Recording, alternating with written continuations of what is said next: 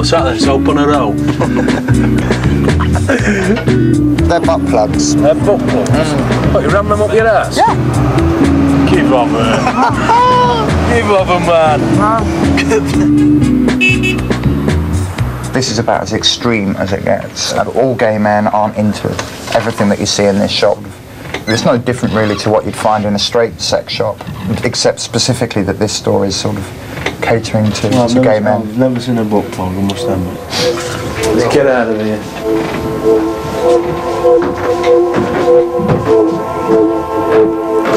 Today we've been like totally disgusted. Then he took us to this shop and it was absolutely unbelievable. It just made me feel sick. It's just not on. We didn't like fall out with people or stuff what we've seen today.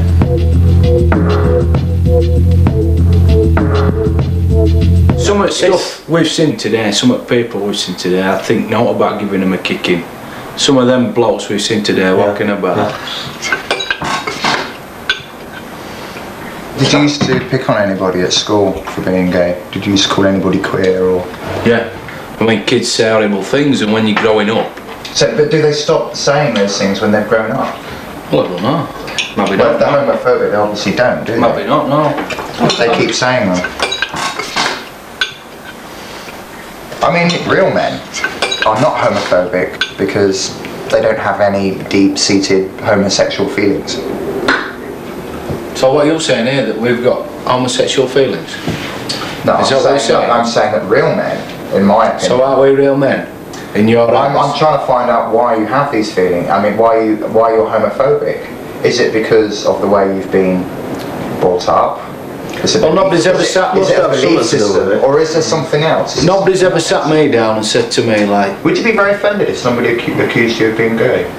Yeah, I would, yeah, definitely. Why? Because I'm not gay and I wouldn't want to be gay. But could you not just let that go over your head and think, so what?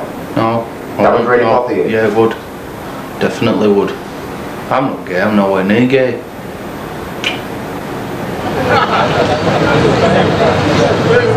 It's actually very frightening. I'm finding it very threatening with Mick and Wayne here because I get the feeling there's always, that the big guys, there's always the feeling of potential threat that they could be violent towards us.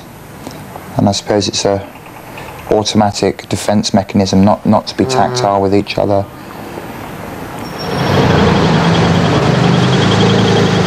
Walking down that street today and there were people there, I just could have twatted them all. Horrible. I mean, like these two kids we were, they're like trying their hardest, they're really trying their hardest to like make us like feel welcome, and we've had arguments with them, we've had a few arguments with them, but at the end of the day, no matter what they do, they're gay bastards.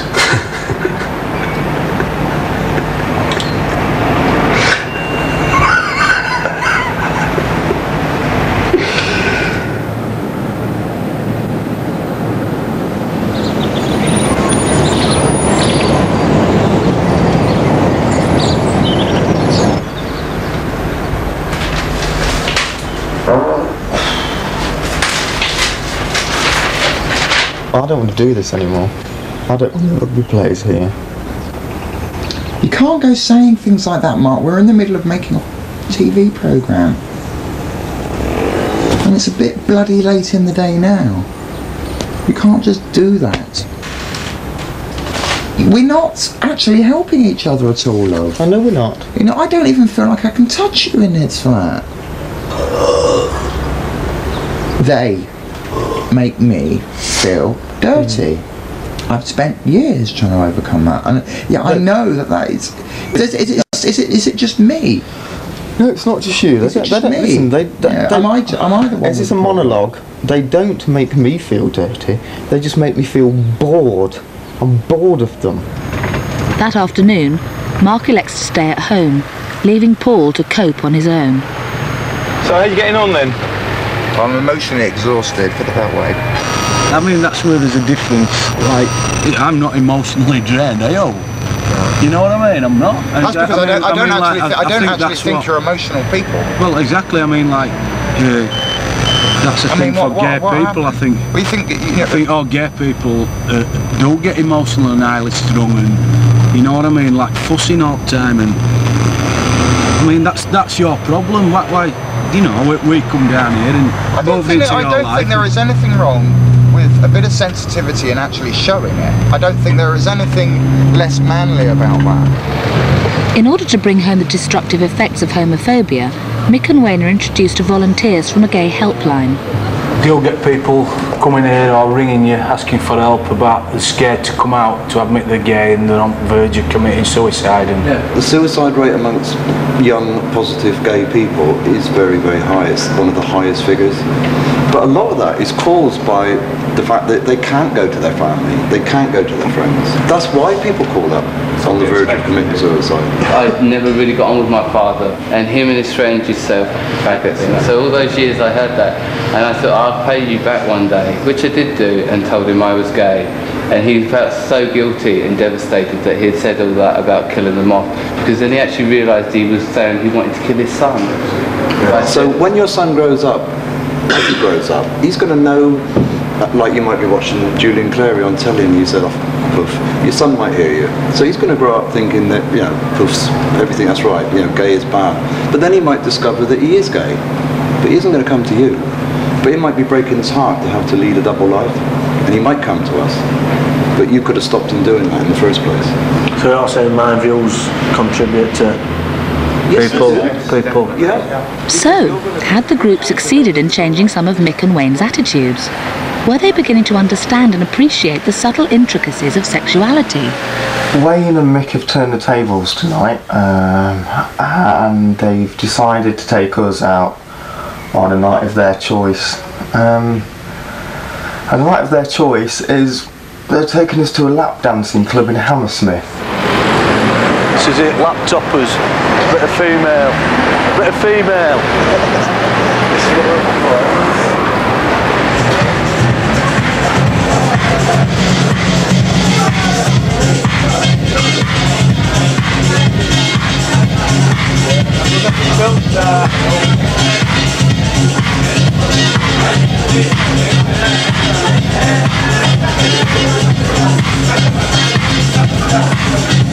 I find it very hard to believe why Mark and Paul don't like women's bodies and the look of women. I mean, how they move and shapely breasts and figure, they're beautiful.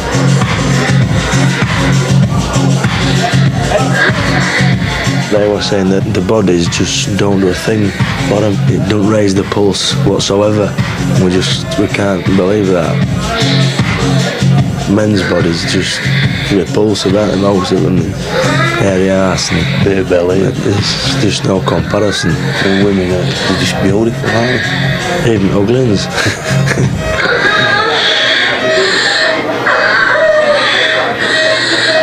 It wasn't a fun thing. I don't know what it was. It was a bit scary, really.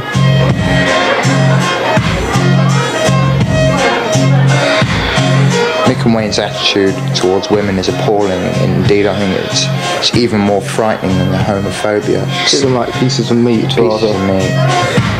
The girls enjoyed chatting to us. I mean, indeed, they said that they find homophobia very unattractive. And I think that the girls are very shocked that Mick and Wayne didn't have the live and let live idea.